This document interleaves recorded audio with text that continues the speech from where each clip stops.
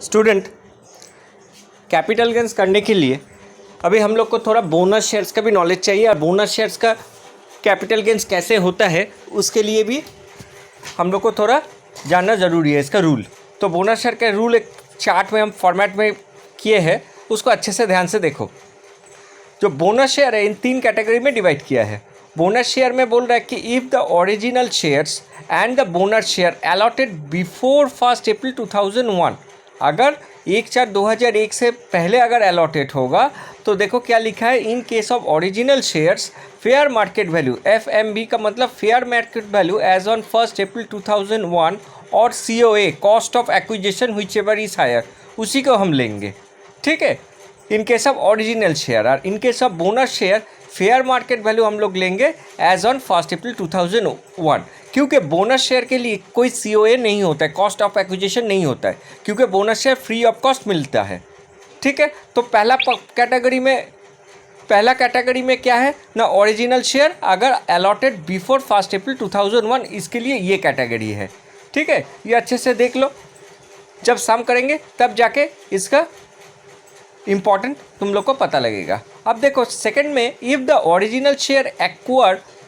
1/4/2001 but the bonus share allotted after 1 April 2001, मतलब original share 1/4/2001 से पहले हो गया लेकिन बोनस शेयर बाद में, मतलब 1 अप्रैल 2001 के बाद में होगा। तो यहाँ पर देखो इन केस ऑफ ओरिजिनल शेयर का क्या होगा ना, फेयर मार्केट वैल्यू जो है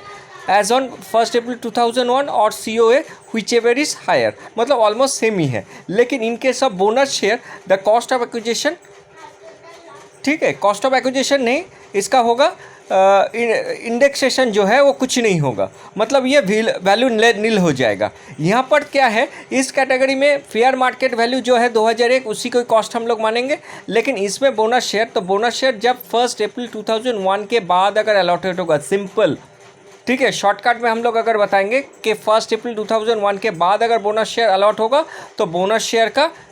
कॉस्ट नील रहेगा। ठीक है, और देखो if original share and bonus share both are acquired after 1 April 2001,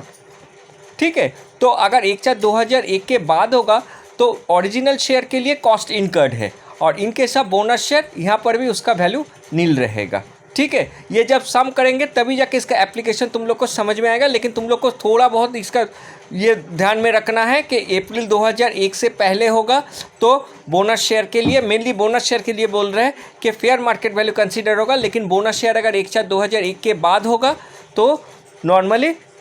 bonus shares का कोई कॉस्ट नहीं होता है, normally bonus share free of cost ही होता है, इसलिए बोनस शेयर्स का जो कॉस्ट है वो नील रहेगा, और इस केस में भी, थर्ड केस में भी नील रहेगा। ठीक है, और एक चीज़ है स्टूडेंट, यहाँ पर हमने लिखे हैं, इसमें एक चीज़ ध्यान रखो, लास्ट 2 पॉइंट ये हम बोले भी थे, in case of sale of debenture there is no index cost required, तो अगर हम लोग डिबेंचर बेचेंगे तो उसका इंडेक्सेशन करने का ज़रूरत नहीं है, the cost price is considered, तो cost price is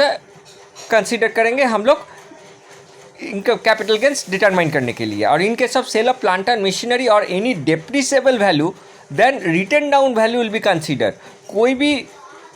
depreciable value जो है, डेप्रिसिएशन वैल्यू कोई भी एसेट्स होगा तो उसका रिटर्न डाउन वैल्यू कंसीडर होगा, इसका भी कोई कॉस्ट इंडेक्स एक्विजिशन नहीं होगा। और ऊपर वाला पॉइंट देखो कि कैपिटल एक्सपेंडिचर अगर इम्प्रूवमेंट होगा for the improvement of capital assets, वो भी तुम्हारा हम लोग फॉर्मेट भी हम बताए कि इसके लिए भी इंडेक्सेशन होगा। और in case of relation of section 55 तो कैपिटल एसेट्स के लिए सेक्शन 55 होगा तो इट शैल बी टेकन, ये जब सम करेंगे तभी जाके हम लोग को पता लगेगा। लेकिन बोनस शेयर्स और शेयर्स का ये फॉर्मेट हमेशा याद रखना कि एक डेट वाइज हम लोग को कैसे कैलकुलेट किया जाएगा। Thank you so much.